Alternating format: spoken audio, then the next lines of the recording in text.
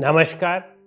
आज हमारी चर्चा का विषय है कि क्या कोई देवी देवता की पूजा आराधना करने से हमारे कर्म फल बंधन कट सकते हैं। वास्तव में हमारे कुछ ग्रंथों में इस बात की चर्चा की गई है कि यदि आप पूजा पाठ करते हैं या कोई मंत्र जपते हैं, कुछ विशेष विशेष मंत्र लोगों ने अपने अपने बनाए हैं, पूजा पाठ पद्धतियाँ अपनी अपनी बनाई हैं कि ऐसा करने से हमने जो कुछ भी पाप कर्म आदि किए हैं उन सब से मुक्त हो सकते हैं।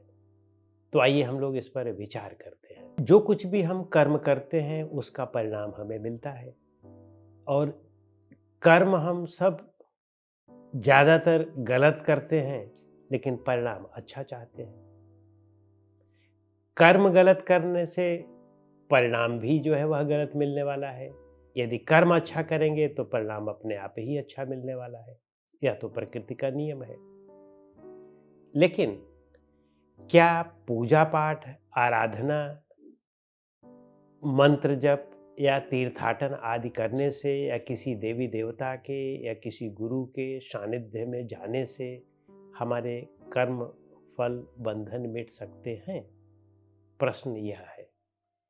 ऐसा कदापि नहीं हो सकता है, क्योंकि कर्म फल वे हमें मिलते ही मिलते हैं, और जैसा हम कर्म करते हैं वैसा ही फल मिलता है। कर्म यदि हम सही करेंगे तो सही फल मिलेगा। जैसे यदि हम आम का पेड़ लगाएंगे तो उसमें आम के ही फल मिलेंगे। बबूल का पेड़ लगाएंगे और हम सोचें कि उसमें आम का फल मिले तो संभव नहीं है। तो इसलिए वही आधार, वही वैज्ञानिकता, वही कारण कार्य नियम यहाँ पर भी चलता है कि हमें अपने कर्मों का ही परिणाम मिलता है और मिल करके ही रहता है। कुछ भी आप कर लें, यहाँ तक कि आप ध्यान धारणा भी कर लें, पूजा पाठ को हम लोग मान लो सेकेंडरी पद्धति मानते हैं, प्राइमरी पद्धति या सबसे तीव्र पद्धति तो हम ध्यान को मानते हैं, समाधि को मानते हैं। समाधि से भी तो आपके कर्मों का फल नहीं मिट सकता है। और हमारे यहाँ भारतीय परंपरा तो बहुत ही इस बात पर उदार रही है। चाहे पुराण वाले भी हों, उनको भी देखें, उन्होंने भी आकाश और पाताल को तो एक किया है, लेकिन कर्मफल के नाम पर किसी को नहीं छोड़ा है। यानी राम ने बाली को छिप करके मारा तो कहते हैं कि इसका परिणाम जब अगले जन्म में राम कृष्ण के अवतार के रूप में आए तो उनको व्याध ने मारा। तो इसी तरह से किसी को भी देखें, कृष्ण को भी देखें, कृष्ण ने शिशुपाल की भुजा उखाड़ी तो कहते हैं कि वे बिना भुजा के पड़े हुए हैं पुरी के मंदिर में। यानी छोड़ा नहीं गया। वैसे तो ये वैज्ञानिक सत्य नहीं है कि जो है वो राम कृष्ण हुए कि नहीं हुए, यह वैज्ञानिक सत्य नहीं है, लेकिन बात जो कर्मफल की है उसकी है कि कर्मफल जो है वह शाश्वत सत्य है, वह मिलता ही मिलता है। कितना भी आप पूजा पाठ कर लें वह उससे बच नहीं सकते आप। तो हमारा यह शरीर हमारे पुराने प्रारब्ध कर्मों का फल है। तो जो हम कर्म कर चुके हैं वह इस शरीर में मिलेगा ही मिलेगा। चाहे आप किसी ज्योतिषी का सहारा ले लें, किसी पंडित पुरोहित का सहारा ले लें, किसी मुल्ला मौलवी का सहारा ले लें, किसी का भी, भगवान का भी सहारा ले लें, गुरु का भी सहारा ले लें, आप उससे बच नहीं सकते हैं। बस बचने का एक ही तरीका है कि अब उस तरीके से गलत कार्य न किया जाए। जब आप उस तरीके का गलत कार्य नहीं करेंगे, अच्छा कार्य करेंगे, तो आने वाले समय में आपको अच्छा फल मिलेगा। लेकिन इसका यह मतलब नहीं है कि आप कितना भी अच्छा कर्म कर लें इस जन्म में, इस जीवन में, लेकिन इसका यह मतलब नहीं है कि पुराना जो आपने गलत कर्म किया है, किसी की हत्या की है, तो उसका अब आपको फल नहीं मिलेगा। उसका तो फल मिलना ही मिलना है, निश्चित ही है।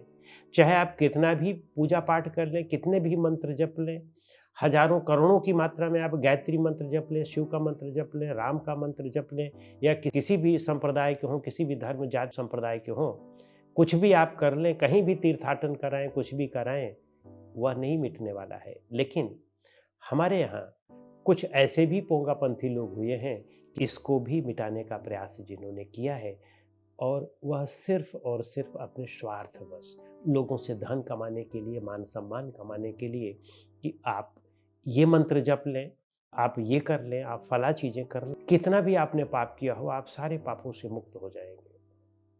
और आप ये नदी स्नान कर लें, नदी स्नान नहीं, नदी आप देख भी लें, दूर से देख भी लें। कुछ लोगों ने तो कहा है कि आप कल्पना भी कर लें, सोच भी लें, तब भी आप संपूर्ण पापों से मुक्त हो जाएँगे। संपूर्ण पापों से मुक्त नहीं हुआ जा सकता, इतना आसान और सरल कार्य नहीं है।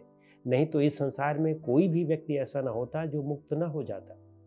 सारे लोग मुक्त होना चाहते हैं। सारे लोग जो है अपने पुराने कर्म के फलों से हमेशा आशंकित रहते हैं कि पता नहीं कल क्या हो, परसों क्या हो, कब क्या हो जाए, कोई बीमारी ना हो जाए, मृत्यु ना हो जाए, एक्सीडेंट ना हो जाए।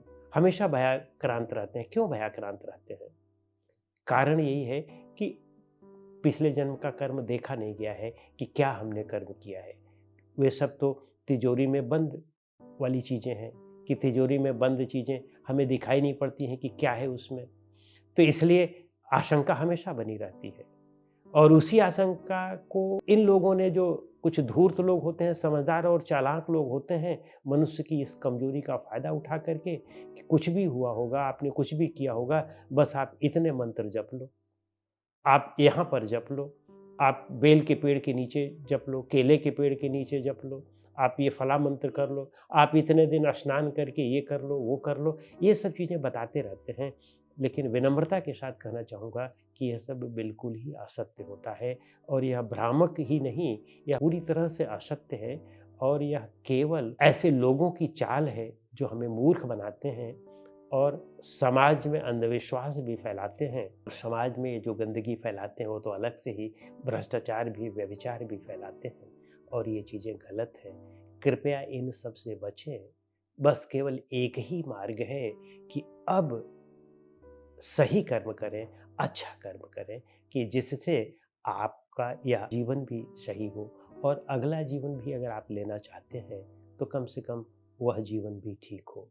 यानी सुख शांति का एक ही मार्ग है, अच्छा कर्म करना, सत्कर्म कर्म करना, लोगों की मदद करना, अपना हित करना, अपने परिवार के हित करना और अच्छे प्रकार से धनार्जन करना और उसका उपयोग भी अच्छे प्रकार से करना, अच्छे कार्यों में करना।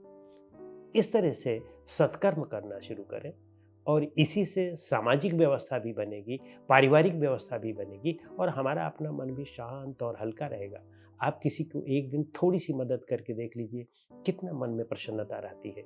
किसी को एक दिन आप गंदा कह कर के देख लीजिए, कितना पूरा दिन भर मन मलिन रहता है, हमेशा पश्चाताप की आग में जलता रहता है। तो इसलिए सही तरीका यही है कि अच्छे कर्म किए जाएँ। नमस्कार।